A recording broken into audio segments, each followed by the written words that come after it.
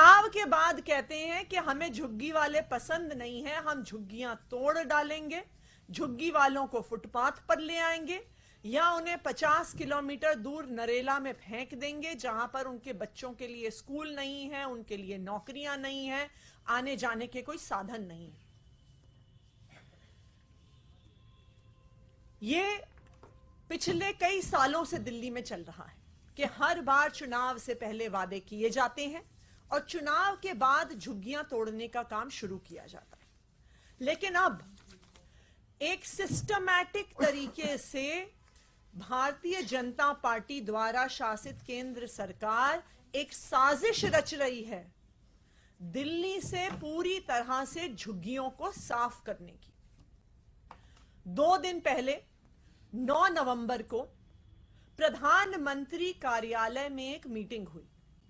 इस मीटिंग को प्रधानमंत्री जी के सलाहकार तरुण कपूर जी ने लिया।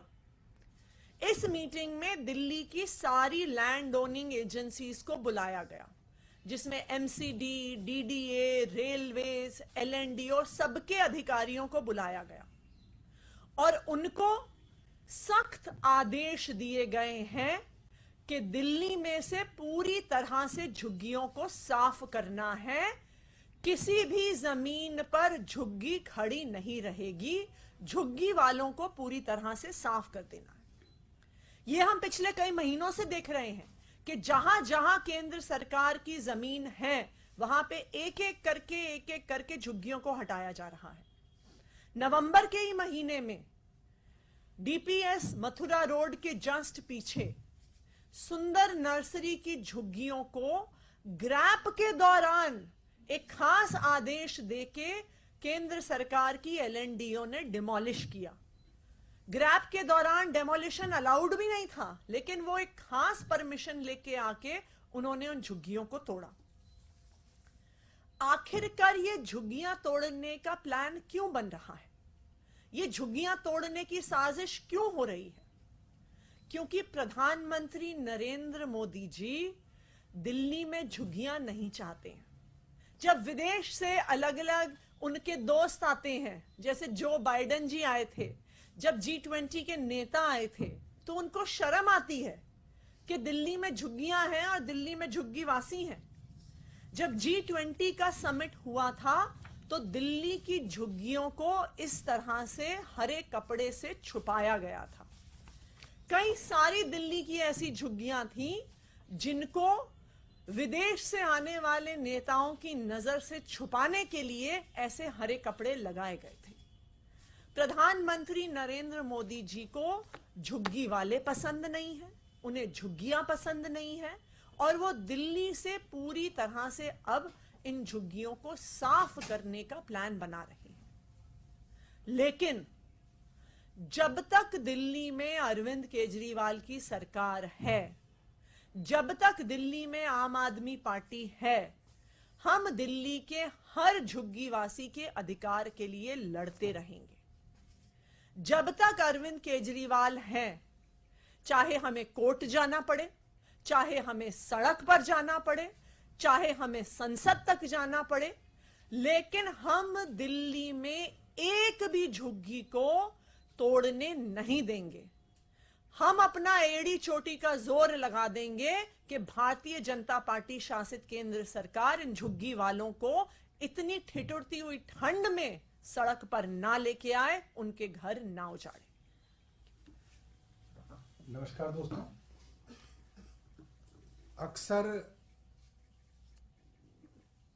जितने भी बड़े शहर हैं, चाहे वो बॉम्बे हो, दिल्ली हो, कलकत्ता हो, सब में अलग अलग जगहों पे जे क्लस्टर्स हैं और जे क्लस्टर्स समाज की सच्चाई है।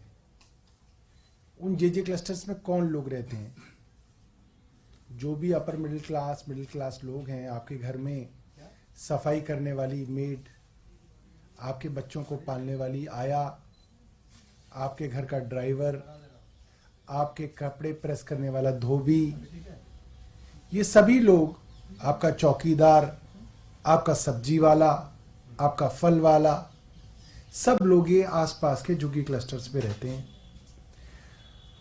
और सरकारों की झुग्गियों को हटाने की एक खास तरीके की पॉलिसी होती है। वो पॉलिसी ये है कि निश्चित तौर पे झुग्गी झोपड़ी के अंदर जो लोग रहते हैं उनको भी अच्छा नहीं लगता। जब आपको देखना अच्छा नहीं लगता तो उनको रहना भी बिल्कुल अच्छा नहीं लगता है। तो पॉलिसी ये है कि जहां पे भी झुग्गी झोपड़ी क्लस्टर है वहां पे जो वहां की लैंड ओनिंग एजेंसी है वो वहीं पे उनके लिए इन सीटू डेवलपमेंट करेगी। उनके लिए वहीं पे छोटे छोटे फ्लैट बना के उनको दिए जाएंगे, जो कि देश के कई इलाकों में हुआ है, दुनिया भर में होता रहा है। पॉलिसी क्या है? अगर सेंट्रल गवर्नमेंट की कोई जमीन है, केंद्र सरकार की कोई जमीन है, मान लीजिए एएसआई की जमीन है, रेलवे की जमीन है, डीडीए की जमीन है, एलएनडीओ की जमीन है, तो उसके अंदर जो झुग्गी झोपड़ी क्लस्टर में लोग रह रहे हैं उनको रिहेबिलिटेट करने की, पुनर्वास करने की जिम्मेदारी डीडीए की है, केंद्र सरकार की है। अगर दिल्ली सरकार की जमीन है तो उसमें पुनर्वास करने की जिम्मेदारी डूसिब की है, दिल्ली सरकार की है। पिछले 1.5-2 साल में अगर आप देखें कि कौन सी झुग्गी झोपड़ियां तोड़ी जा रही हैं, तो ज्यादातर झुग्गी झोपड़ियां केंद्र सरकार की जमीनों पर बसे हुए लोगों को उजाड़ा जा रहा है, भरी सर्दी में उजाड़ा जा रहा है। मैं देख रहा था भारतीय जनता पार्टी वाले कह रहे थे अरे भाई रैन बसेरों के अंदर बेसहारा लोग हैं। ये बेसहारा हैं क्यों? क्योंकि आपने पिछले कुछ सालों में लाखों लोगों को बेघर कर दिया। मैं सिलसिलेवार ढंग से आपको कुछ उदाहरण देना चाहता हूं।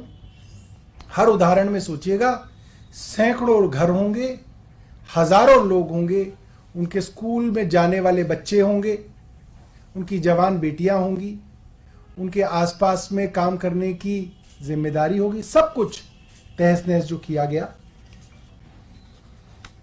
इस साल, पिछले साल हो गया, अब तो शुरुआत की बात है, अप्रैल 2023 के अंदर सुप्रीम कोर्ट को केंद्र सरकार को कहना पड़ा कि कुछ तो रहम करो, इन झुग्गी वालों को पहले रिहेबिलिटेट करो।